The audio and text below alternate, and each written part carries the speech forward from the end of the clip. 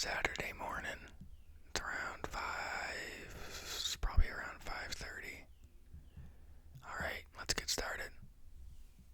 So I'm using Great Value Colombian ground coffee right here.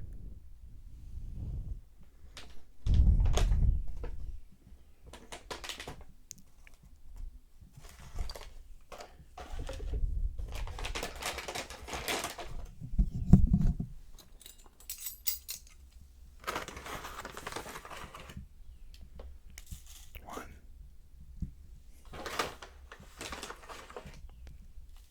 two, and 3 scoops right there.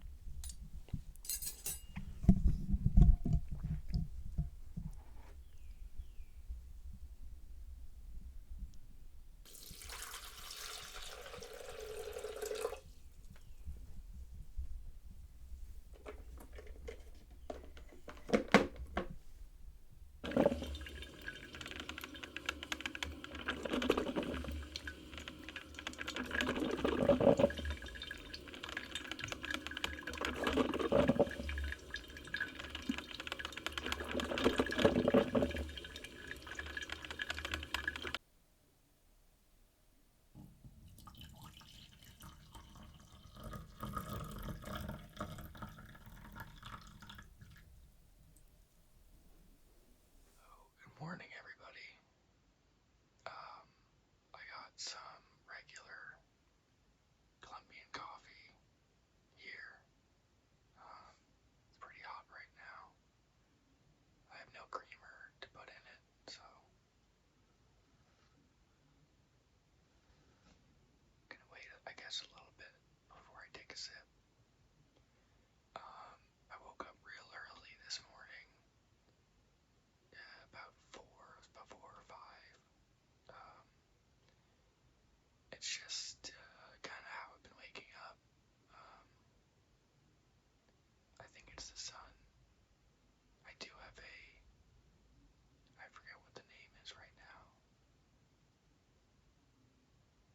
an eye mask, I guess, that I use at night because there's no curtains on this window behind me, and a lot of light actually gets in during the night. So I use a eye mask or a sleeping mask. But I'm still waking up at like 5:30. It's fine during the school day, and it's fine in general, but yeah, this morning woke up, put on the Theodore Roosevelt documentary on Netflix. I've been watching those. The first one I watched was the Abraham Lincoln one, which was very, very good. Um, it's a 3-part series. I had no idea that Abraham Lincoln's mom, well, I knew his mom died, but I had no idea that his dad left to go find another wife and just left him and his sister for months, which is pretty crazy. And they did a really good job about how, tying it all together with the Civil War, with his lawyer career, his belief that, he wanted to be remembered. It was really, really well done. So the guy who played Abraham Lincoln too was just so nice.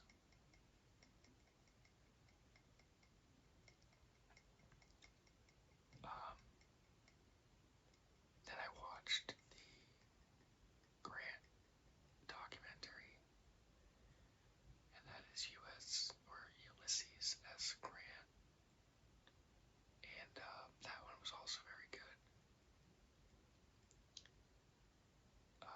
His dad was a leather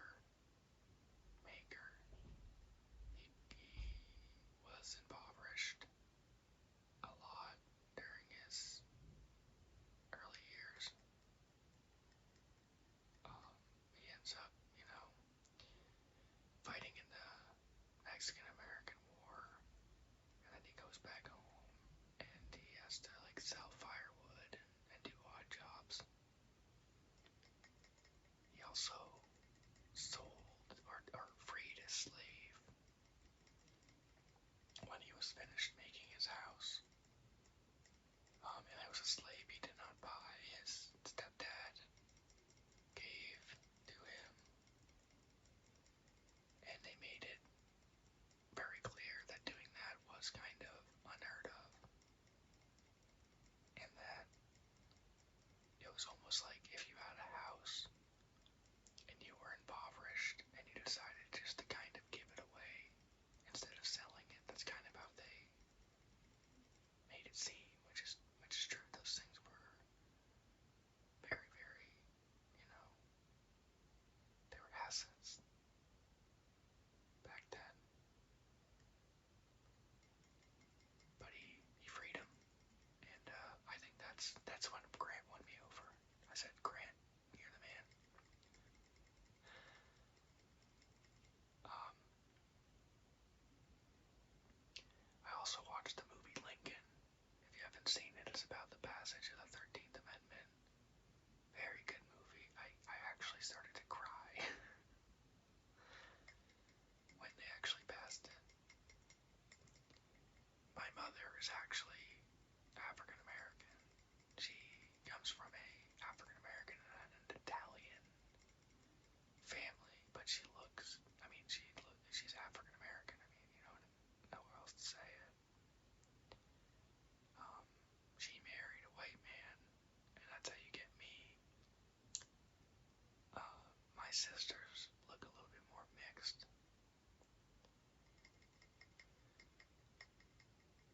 but I think just having a mom, because the ending of Lincoln is a white man married to an African American. Stevens is his name. He's married to an African American. And I think I just, put it all together. I was like, wow, this is actually crazy. And I was very emotional by it.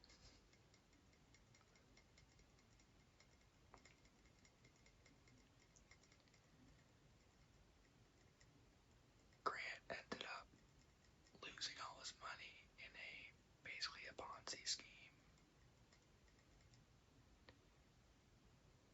And he wrote his memoirs to kind of help his family.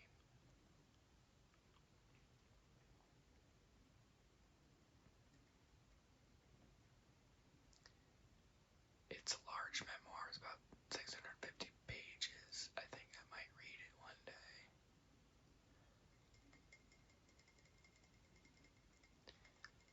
And now I'm watching the Theodore Roosevelt documentary right now. I read a book by David McCullough on Theodore, so I already know a lot about it. I haven't been surprised by anything, let's just say that, because that book was very extensive. It talked about everything. So he was a sick kid.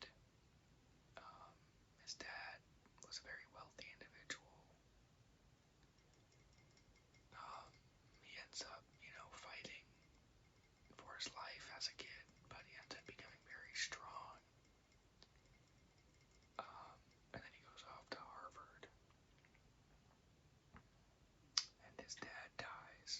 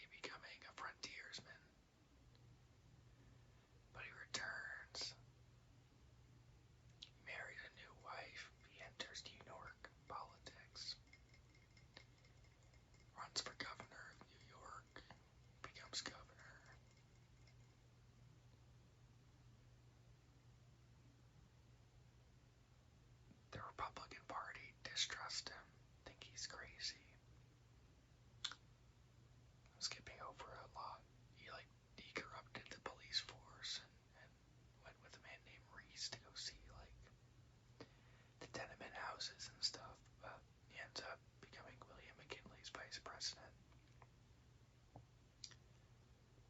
Um, and the reason he is given that job is because he doesn't get he's not very popular with his own party. So they give him this kind of impotent job of vice president, and he hates it. He can't do anything.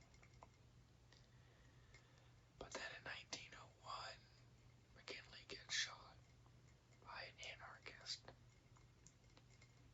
and he becomes president. And that is when he starts to do some of his most famous work. He starts to, dismantle the monopolies or the robber barons of the Gilded Age. And that's where I've left off on my documentary. He also was a very famous soldier during the Spanish-American War, a splendid little war. In 1898, he fought with the Rough Riders, taking San Juan Hill. And he really didn't have to do that. He was like 40 at the time, but he wanted to be a very masculine person. He really thought that America was being demasculated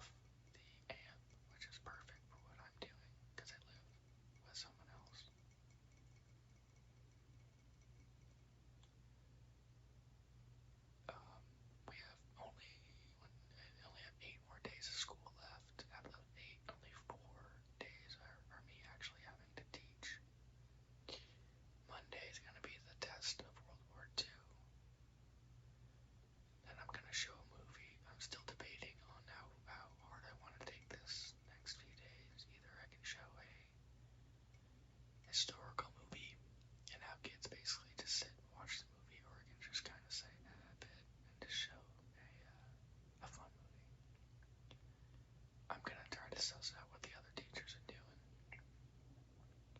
Because I know that if I try to do something and other teachers aren't, well, these actually kids will be fine, but I'm still just gonna see what's going on.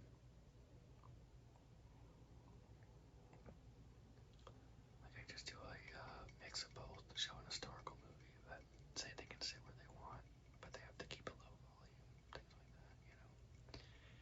It's nothing really to worry about. The school year's over, so did everything you can do.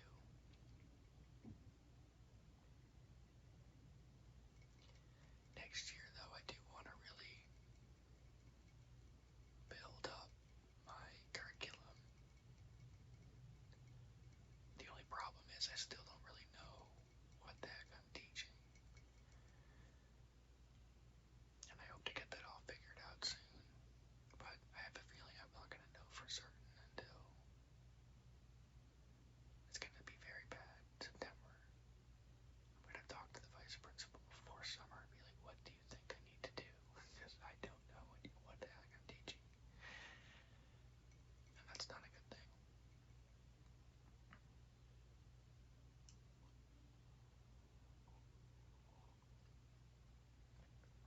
That's good coffee.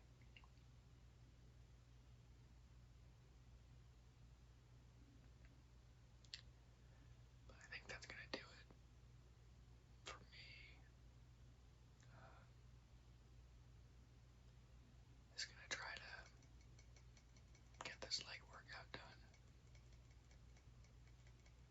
Pretty much all I'm thinking about right now. It should be fine.